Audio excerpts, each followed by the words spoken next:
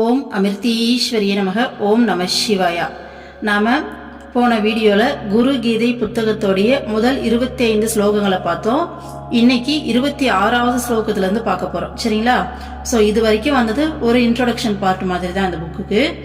இனிமே தான் main content start ஆக போகுது. குருவோடைய சிறப்புகள் இனிமே தான் வரப்போகுது. உண்மையை சொல்லணும்னா குருனா யாரு, அவங்களுடைய சிறப்புகள் என்ன, அவங்களுடைய கருணை என்ன, அவங்களுடைய தியாகங்கள் என்ன, அவங்களுடைய பவர் என்ன அப்படிங்கிறத வார்த்தைகளால விவரிக்கவே முடியாது. அது உணர்வு பூர்வமாக தான் உணர முடியும். அப்படியே உணர்ந்தாலும் நம்மள மாதிரியான சாதாரண மனுஷங்களால குருவை முழுமையா கண்டுபிடிக்கவே முடியாது. குரு அப்படின்றவங்க என்னைக்குமே புதிரானவங்க தான், என்னைக்குமே புதிதானவங்க தான். ஓகேங்களா? பட் ஆனால் இந்த மாதிரி புத்தகங்கள், இந்த விஷயங்கள்லாம் பார்த்தீங்கன்னா நாம குருவை நெருங்கிறதுக்கு நமக்கு உதவி செய்யும். ஓகேங்களா? நமக்கு கண்ணுக்கு தெரிகிற இந்த உலகம் முழுமையான மாயை. நமக்கு கண்ணுக்கு தெரியாத ஒரு உலகம் இருக்கு, சூட்சமமான உலகம் இருக்கு. ஸோ அந்த உலகத்துல வெறும் சந்தோஷம் மட்டும்தான் நிறைஞ்சிருக்கு. இறைவனுடைய அரவணைப்பு, இறைவன் கைகளில் ஒரு சின்ன குழந்தை, அந்த இந்த இந்த யூனிவர்ஸோடைய கையில் ஒரு சின்ன குழந்தை அவ்வளோ பாதுகாப்பான உலகத்தில், இதே உலகத்தில் நமக்கு அவ்வளோ ஒரு பாதுகாப்பான உலகம் கிடைக்கும். ஸோ குருவோடைய அரவணைப்பில் தான் இது நடக்கும். அதற்கான டிராவலில் இந்த புத்தகங்கள்லாம் நமக்கு உதவி செய்யும். ஓகேங்களா? ஓகே, 26வது ஸ்லோகம் பாருங்க. கூட வித்யா ஜெகன்மாயா தேஹ சாக்ஞான சம்பவஹ விஞ்ஞானம் யத் பிரசாதேன குரு சப்தேன கத்யதே. இதுதான் 26வது ஸ்லோகம். இதோட மீனிங் பாருங்க. ஜகத்திற்கு காரணமான மாயை, ஜீவனில் மறைந்திருந்த அவித்யையே இதற்கு காரணம். ஜீவனின் உடலோ அறியாமையிலிருந்து உண்டானதாகும். யாருடைய அருளால் இந்த ஞானம் கிடைக்கிறதோ அந்த மகானையே குரு என்று கூறுவர். இது ரொம்ப முக்கியமான விஷயம். இன்னொரு டைம் படிக்கிறேன், கேளுங்க. ஜகத்திற்கு காரணமான மாயை, ஜெகம்னா உலகம், இந்த உலகத்துக்கு காரணம் மாயை, ஜீவனில் மறைந்திருந்த அவித்யையே ஆகும். ஜீவன்னா நம்மளுடைய ஆத்மா. ஓகேங்களா? அதுல மறைஞ்சிருக்க அவித்யைனா அறியாமை. சோ இந்த உலகத்துக்கே காரணம் மாயை தான். நம்மளுடைய ஆத்மால நமக்குள்ள மறைஞ்சிருக்க அறியாமை தான் காரணம். இந்த உலகத்துக்கே, இந்த மாயைக்கு இதுதான் காரணம். ஜீவன் உடைய உடல் பாத்தீங்கன்னா அறியாமையிலிருந்து உண்டானதுன்னு சொல்றாங்க. ஓகேங்களா? இந்த ஞானம் யாருடைய உதவியால கிடைக்குதோ, ஓகேங்களா, யாருடைய அருளால இந்த ஞானம் ஒரு மனுஷனுக்கு கிடைக்குதோ அவங்களதான் குருன்னு சொல்றாங்க. ஓகேங்களா? இப்போ கொடுத்துருக்கிறத அப்படியே பார்த்துட்டோம். இதோட மீனிங் என்ன அப்படிங்கறத நம்ம இப்ப டீடைல்டா பார்ப்போமா? இந்த உலகத்துக்கு எப்படி மாயை காரணமா இருக்கும், அதே மாதிரி நம்மளுடைய ஜீவன்ல என்ன அறியாமை மறைஞ்சிருக்கு, நம்மளுடைய உடல் எப்படி அறியாமையிலிருந்து உருவாகுச்சு. ஓகேங்களா? இந்த அறிவை இந்த ஞானம் யாரோட அருளால கிடைக்குதோ அவங்க தான் குருன்னு சொல்லியிருக்காங்க. ஓகேங்களா? இது எல்லாம் எப்படின்றத சொல்றேன் பாருங்க. நம்மளுடைய ஆத்மா அப்படிங்கிறது இறைவனுடைய ஸ்வரூபம். ஓகேங்களா? இறைவனுடைய ஒரு துகள்.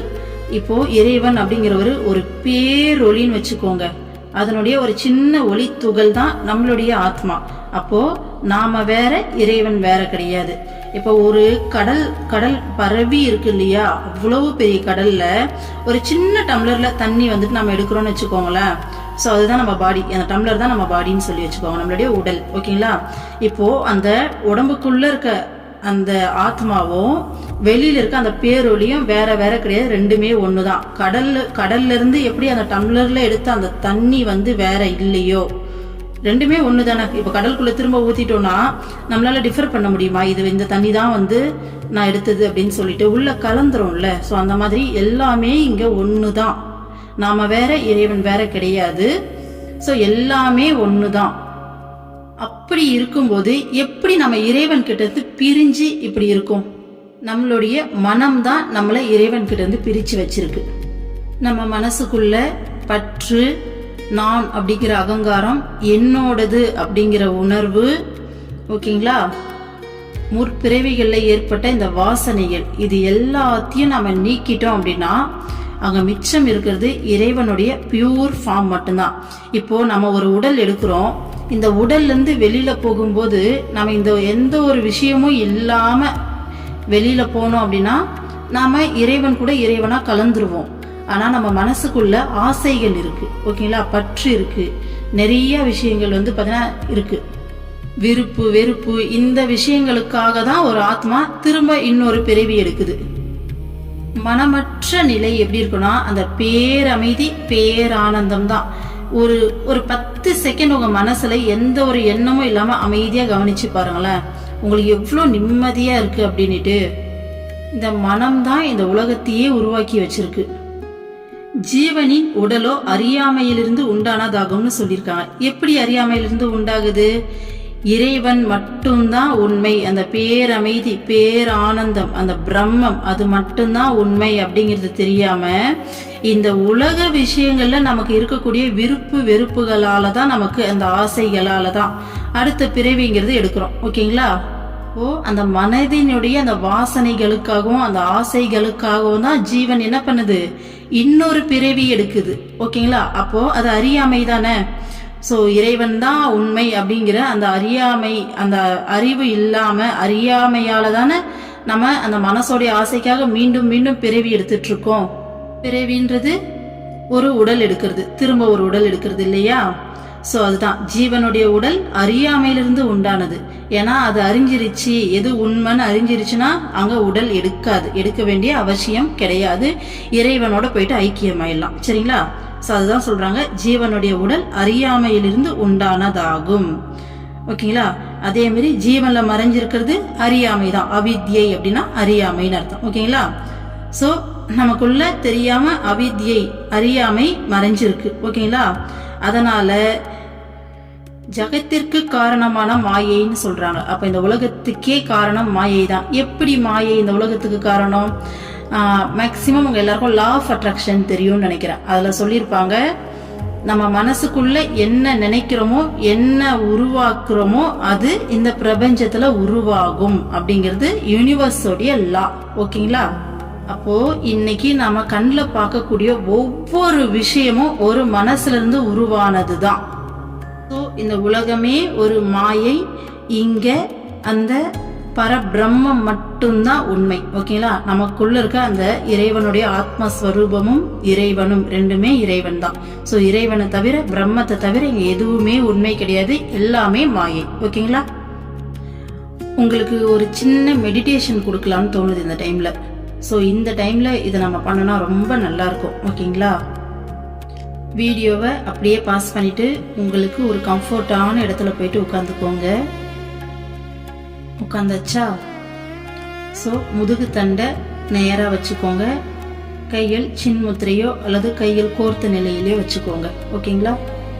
வயிற்று கீழே 2 கையும் கோர்த்த மாதிரி வச்சுக்கலாம், அப்படி இல்லாட்டி சின்முத்திரா போட்டுக்கோங்க, ஓகேங்களா. கண்களை மூடி அமைதியா உங்க மூச்சு காத்து உள்ள போறதையும் வெளியில வரதையும் ஒரு ஃபியூ செகண்ட்ஸ் ஜஸ்ட் கவனிங்க. நீங்க வேகமா பிரீத் இன் பிரீத் அவுட் பண்ணக்கூடாது, இயல்பா போயிட்டு வரத அமைதியா கவனிங்க. நடுவுல எண்ணங்கள் வரும், அதுக்கு இம்பார்ட்டன்ஸ் கொடுக்காம இதை மட்டும் கவனிங்க. இப்போ மூச்சு காத்து உள்ள போகும்போது ஓம் சொல்லுங்க, வெளியில வரும்போது மா சொல்லுங்க. திரும்ப உள்ள இழுக்கும் போது மா சொல்லணும், வெளியில விடும்போது ஓம் சொல்லணும், திரும்ப உள்ள போகும்போது ஓம் சொல்லணும். நான் சொல்றது புரியுதா? எப்படின்னா எந்த ஆர்டர்ல பண்ணணும்னா இதை ஓம் மா மா ஓம் ஓம் மா மா ஓம் அப்படி ஜிக்ஸாக்கா போகும், சரிங்களா. ஸோ அந்த மாதிரி ஒரு ஃபியூ செகண்ட்ஸ் டைம் தரேன், ஈஸியா மனம் அடங்கும் இதில், அதுக்காக தான்.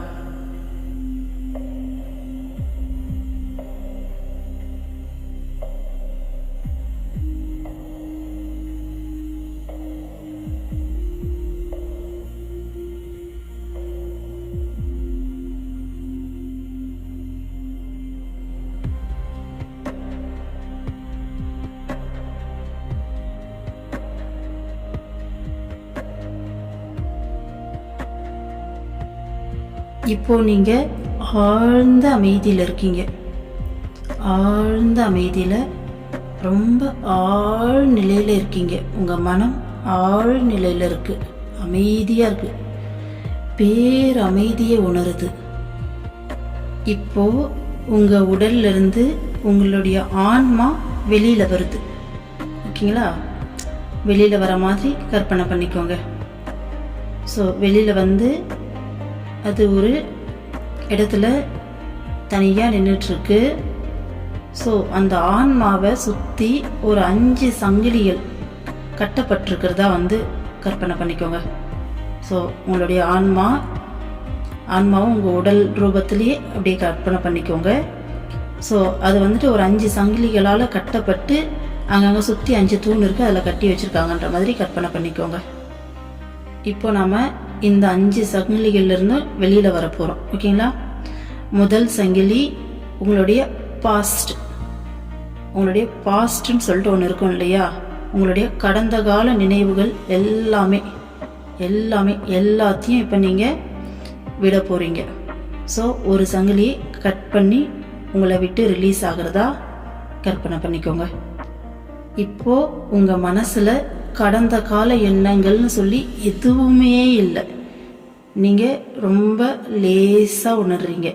முன்னாடி இருந்ததை விடவும் இப்போ ரொம்ப லேசாக உணர்றீங்க. ஏன்னா கடந்த கால எண்ணங்கள் எதுவுமே உங்களுக்குள்ள இப்போ இல்லை. ஓகேங்களா?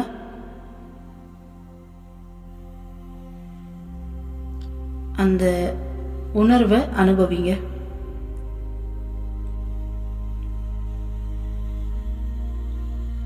அடுத்தது உங்களுடைய எதிர்காலத்தை பற்றின எண்ணங்கள், அது எல்லாத்தையும் இப்போ நீங்கள் விட போகிறீங்க. ஸோ இன்னொரு சங்கிலி உங்களை விட்டு கட்டாகி ரிலீஸ் ஆகி போகிறதா உணருங்க. உங்கள் எதிர்காலத்தை பற்றின பயங்கள், ஆசைகள் எல்லாத்தையும், உங்கள் எதிர்காலத்தை பற்றின எல்லா எண்ணங்களையும் இப்போ நீங்கள் விட்டுட்டீங்க. இப்போ உங்கள் மனசுக்குள்ள கடந்த காலத்தை பற்றின எண்ணங்களும் இல்லை, எதிர்காலத்தை பற்றின எண்ணங்களும் எதுவுமே இல்லை. இதை உணருங்க பார்ப்போம். இப்போ உங்கள் மனசு இன்னும் லேசாக உணருது.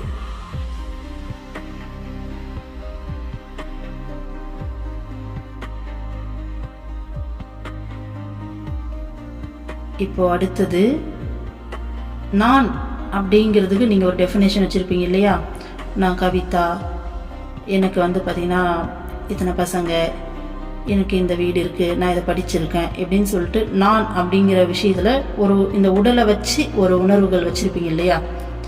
ஸோ அந்த நான் அப்படிங்கிற விஷயத்தை நீங்கள் மறக்கிறீங்க. நான் அப்படிங்கிற ஒரு விஷயம் இங்கே இல்லை. ஓகேங்களா? ஸோ உங்கள் மனசில் நான் இதுதான் அப்படின்னு சொல்லி டெஃபினேஷன் வச்சுருப்பீங்களா? அது எல்லாத்தையும் நீங்கள், அந்த எண்ணங்கள் எல்லாத்தையும் நீங்கள் விட்டுடுறீங்க, ரிலீஸ் பண்ணுறீங்க. இப்போ அடுத்த சங்கிலி உங்களை விட்டு ரிலீஸ் ஆகுது.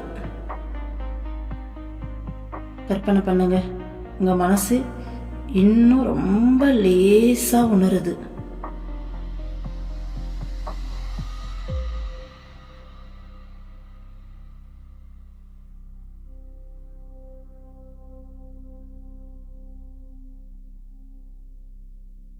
இப்போ அடுத்தது என்னுடையது அப்படின்னு ஒரு லிஸ்ட் வச்சுருப்பீங்கல்ல, இதெல்லாம் என்னோடது.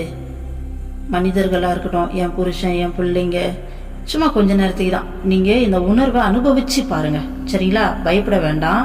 ஒரு சில மனசெல்லாம் ஐயோ என்ன இதெல்லாம் விட சொல்கிறானே பயப்படும். இங்கே பயப்படுறதுக்கு ஒன்றும் இல்லை. ஒரு 10 நிமிஷம் கழித்து போய் நீங்கள் எல்லாமே உங்களுக்கு கிடைக்க தான் போகுது. ஆனால் இந்த உணர்வை முழுமையாக அனுபவிங்க. லைஃப்பில் ஒரு டைம் ஆச்சு இதை உணர்ந்து பாருங்க. ஓகேங்களா? இப்போ என்னோடது அப்படிங்கிற அந்த எல்லா எண்ணங்களையும் உங்களை விட்டு நீங்கள் ரிலீஸ் பண்ணுறீங்க. என்னோட புருஷன், என்னோட குழந்தை, என்னோட வீடு, என்னோட சொத்து எல்லாத்தையும் உங்கள் மனசளவில் தான் துறக்க போகிறீங்க. ஓகேங்களா? நிஜத்தில் எல்லாம் அது அங்கே அப்படியே தான் இருக்குது. மனசளவில் இந்த எண்ணங்கள் எல்லாத்தையும் வெளியில் அனுப்புறீங்க. என்னோடதுன்னு இருக்கிற எல்லா எண்ணங்களையும் முழுமையாக வெளியில் அனுப்பிட்டு, இப்போ உங்களுக்கு கடந்த காலத்தை பற்றின எண்ணங்கள் கிடையாது, எதிர்காலத்தை பற்றின எண்ணங்கள் கிடையாது, நான் அப்படிங்கிறதுல எந்த ஒரு எண்ணங்களும் கிடையாது, அதே மாதிரி என்னோடது அப்படிங்கிற எந்த ஒரு எண்ணமும் கிடையாது. அப்படியே இந்த பற்று அப்படிங்கிற ஒரு விஷயத்தையும் ரிலீஸ் பண்ணுங்க. மனிதர்கள் மேலே இருக்கட்டும், பொருட்கள் மேலே இருக்கட்டும், எல்லாத்து மேலே இருக்க பற்றும். ஓகேங்களா? ஸோ மீதி இருக்க 2 சங்கிலியும் உங்களை விட்டு ரிலீஸ் ஆகுது. உங்களுக்கு இப்போது எதன் மேலேயும் பற்று கிடையாது. எந்த ஒரு பொருளும் என்னோடதுன்னு சொல்லிட்டு நீங்கள் நினைக்கல. பொருளோ ஹியூமன் பீயிங்க எதுவுமே நினைக்கல நீங்கள். உங்களுக்கு இப்போது எதிர்காலம் கிடையாது, கடந்த காலம் கிடையாது, நான் அப்படின்னு சொல்லிட்டு அதை பற்றின எண்ணங்கள் இல்லை, என்னோடதுன்ற பற்றின எண்ணங்கள் கிடையாது, பற்று கிடையாது. ஸோ எல்லா சங்கிலியும் ரிலீஸ் ஆயிடுச்சு. இது எதுவுமே இல்லாத அந்த நிலை எப்படி இருக்குன்னு சொல்லிட்டு உணர்ந்து பாருங்க.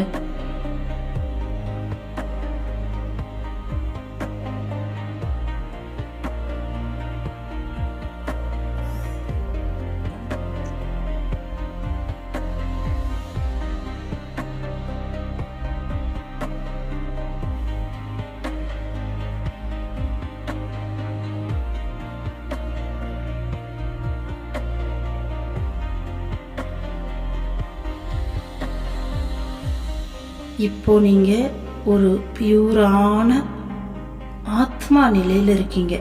ஓகேங்களா? நீங்கள் இறைவனுடைய துகள், ஒரு சுத்தமான ஆத்மா. உங்களுக்குன்னு சொல்லிட்டு எந்த எண்ணமும் இல்லை, முழுமையாக பியூராக இருக்கீங்க. இப்போ உங்கள் கண்ணு முன்னாடி ஒரு பேரொளி தோன்றுது. பேரொளி அவ்வளோ ஒரு பிரகாசம். ஸோ அந்த பேரொளி அப்படியே ஒரு உருவமாக மாறுது. உங்களுடைய இஷ்ட தெய்வமாவோ அல்லது குருவாவோ நீங்கள் கற்பனை பண்ணிக்கலாம். ஸோ ஒரு உருவமாக மாறுது. அந்த உருவம் உங்கள்கிட்ட பேச ஆரம்பிக்குது. செல்ல பிள்ளை, நான் தான் உன்னுடைய தாயும் தந்தையும். நீ என்னிலிருந்து பிரிஞ்சு போனவ. இந்த உலக மாயையில் என்னை மறந்து வாழ்ந்துட்டுருக்க நீ. இப்போ நீ நான் என்னோடதுன்ற அந்த சங்கிலிகள்லேருந்து விடுபட்டதால் என்னுடைய தரிசனம் உனக்கு கிடைச்சிருக்கு. நானே நீ, நீயே நான். நீ என்னிலிருந்து வேறுபட்டவர் அல்ல அப்படின்னு சொல்லிட்டு, ஸோ உங்களுடைய இறைவன் உங்களை நோக்கி வராரு. நீங்கள் உங்கள் இறைவனை நோக்கி போகிறீங்க. 2 பேரும் ஒன்றா கலந்துடுறீங்க. இப்போ உங்களுக்குள்ள அந்த வேறுபாடே இல்லை.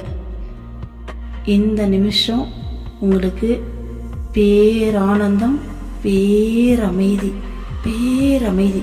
எந்த ஒரு எண்ணங்களுமே இல்லை, இந்த பேரமைதி மட்டும்தான் இருக்கு. அதை முழுமையாக உணருங்க பார்க்கலாம்.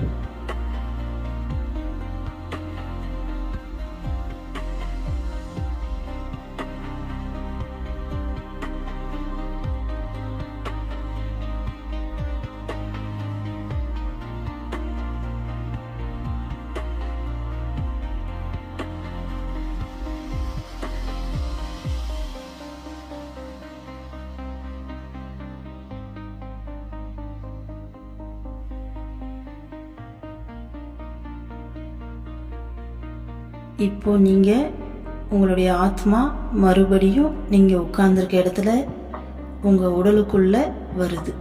வர மாதிரி கற்பனை பண்ணிக்கோங்க.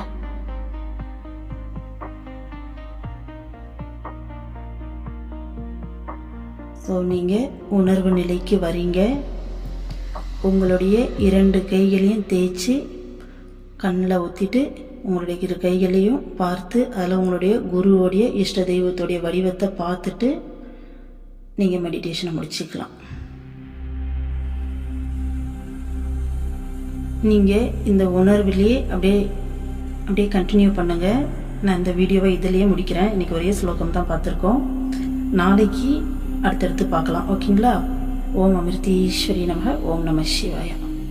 சர்வம் கிருஷ்ணார்ப்பணம்.